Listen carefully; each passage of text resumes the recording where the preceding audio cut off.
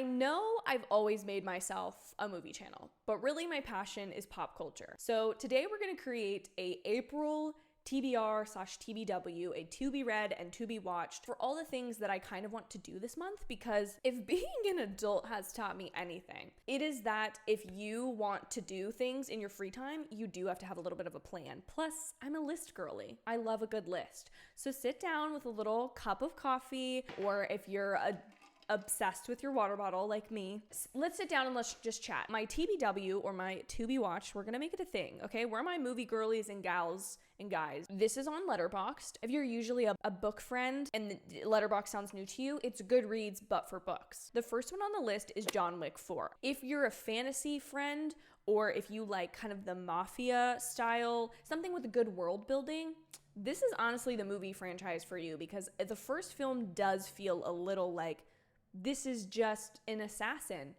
Oh, but no. The second and third wildly expand on the rules of this world, the things that John has to do. The third one is basically just a chase, which is insane, like based on lore. Like, it's so good. So highly recommend that to book friends if, you know, you're looking for something that feels a little more built out than just usually 2-hour movie will do. Then we of course have the Super Mario Brothers movie. Hot take, I do feel like Chris Pratt is like wildly hated, and for what? Like, man is getting his bag in Hollywood, and why are we mad at him for that? This one is simply because I miss Bridgerton.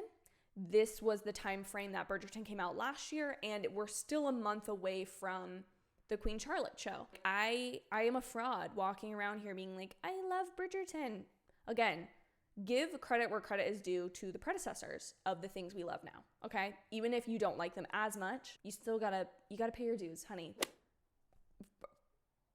Then for TV shows, I am in the midst of watching Shadow and Bone. I had watched most of Shadow and Bone. I just broke it up. Like, I watched the first episode, then months later, I watched all the rest except for like the last episode and a half. So I stopped on like the 7th episode or something like that.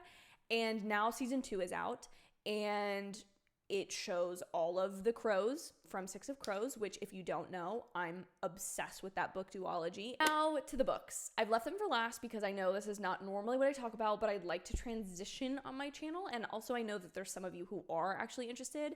So let me grab my little stack. So going off of what I just said, I do love Six of Crows, and I read Six of Crows and Cricket Kingdom, that duology, first. But Black Friday last year, I happened to purchase all of the Shadow and Bone books because they were on sale. It was a good deal, okay? $7 for a paperback, never happens. Brand new. So had to take advantage of that.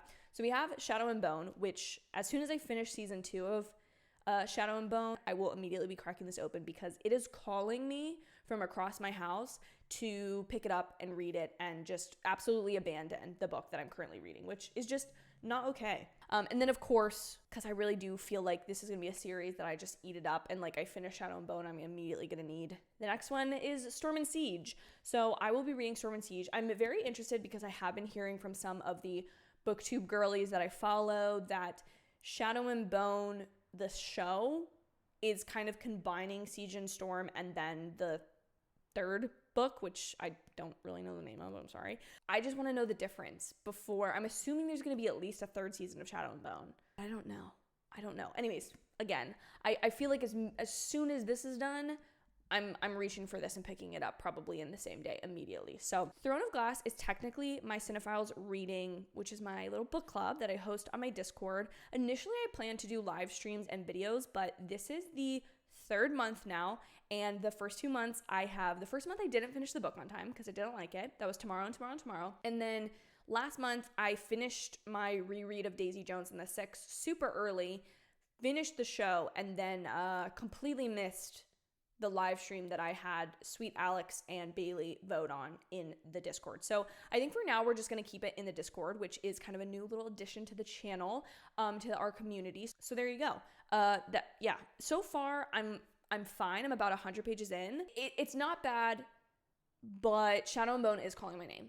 And this book has not defended me against that, to be quite honest. And then we have Song of Achilles, which has been on my TBR for so long. I got this beautiful special edition for Christmas, or I don't know if it's special or if it's just a hardback. It didn't come with a jacket, but I kind of love that it didn't. It feels special. This I got for Christmas.